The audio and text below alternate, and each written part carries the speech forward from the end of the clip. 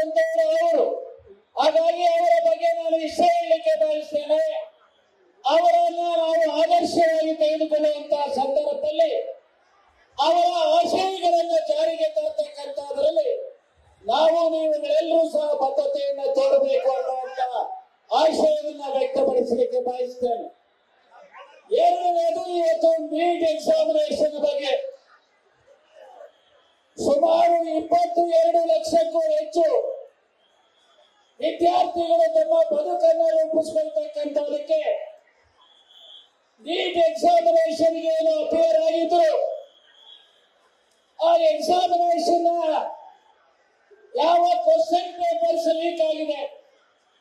ಮೊದಲನೇದು ರಾಜಸ್ಥಾನದಲ್ಲಿ, ಹಾಗೆ ಮಹಾರಾಷ್ಟ್ರದಲ್ಲಿ 2 ರಾಜ್ಯಗಳಲ್ಲಿ ಇರುವಂತಹ ಸರ್ಕಾರಗಳು ಯಾವುವು? 2 ರಾಜ್ಯಗಳಲ್ಲಿ ಇರುವಂತಹ ಸರ್ಕಾರಗಳು, ಒಂದು ಕಡೆ ಕೇಂದ್ರದಲ್ಲಿ ಬಿಜೆಪಿ, ಮತ್ತೊಂದು ಕಡೆ 2 ರಾಜ್ಯಗಳಲ್ಲಿ ಬಿಜೆಪಿ ಸರ್ಕಾರ ಇದೆ.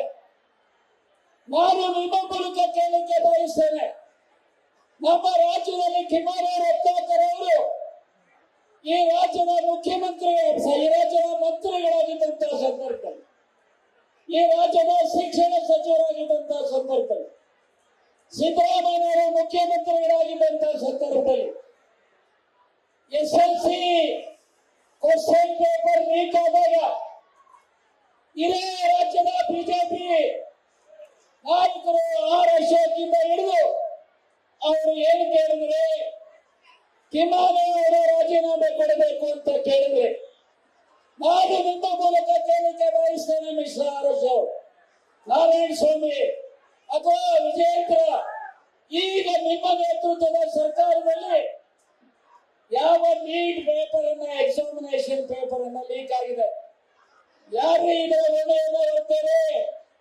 ಈಗ ನೀವು ಅವರನ್ನ, ಪ್ರಧಾನಮಂತ್ರಿಯವರನ್ನ ರಾಜೀನಾಮೆ ಕೇಳಲಿಕ್ಕೆ ಏನಾದ್ರೂ ಸಹ ನಿಮಗೆ ನೈತಿಕತೆ ಅನ್ನೋದಿದ್ರೆ ಮೊದಲು ಅವರ ರಾಜೀನಾಮೆಯನ್ನ ಕೇಳಬೇಕು ಮತ್ತು ಅವರ ರಾಜೀನಾಮೆಯನ್ನ ಪಡೆಯಬೇಕು ಅಂತ ಹೇಳಿಕೆ ಬಯಸ್ತೇನೆ.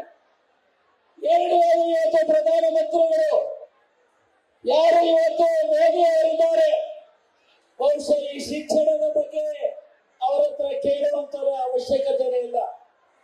ಪ್ರಧಾನಮಂತ್ರಿಗಳಾಗಿರುವಂತವರು ಅವರು CM ಇದ್ದಾಗ ಒಂದು ಎಜುಕೇಶನ್, ಒಂದು ಕ್ವಾಲಿಫಿಕೇಶನ್ ಹೇಳ್ತಾರೆ, ಪೋಸ್ಟ್ ಪೀರಿಯಡ್ ಪ್ರಧಾನಿಗಳಾದಾಗ ಇನ್ನೊಂದು ಹೇಳ್ತಾರೆ.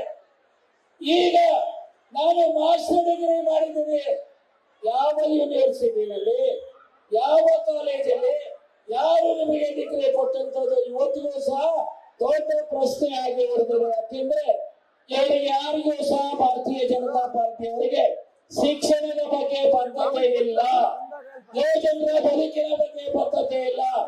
ನಾನು ನಿಮ್ಮ ಮೂಲಕ ಕೇಳ್ತೇನೆ, ಲಾಲ್ ಬಹದ್ದೂರ್ ಶಾಸ್ತ್ರಿ ಅವರು ಈ ದೇಶದ ಪ್ರಧಾನಿಗಳಾಗಿದ್ದಾರೆ, ರೈಲ್ವೆ ಆಕ್ಸಿಡೆಂಟ್ ಆಗುತ್ತೆ, ಅವರ ಜವಾಬ್ದಾರಿ ಏನೂ ಇರೋದಿಲ್ಲ. ಆದರೆ ಪ್ರಧಾನಮಂತ್ರಿಗಳಾಗಿ ಗ್ಯಾರಂಟಿ ನ್ಯೂಸ್, ಸುದ್ದಿ ಖಚಿತ, ನ್ಯಾಯ ನಿಶ್ಚಿತ.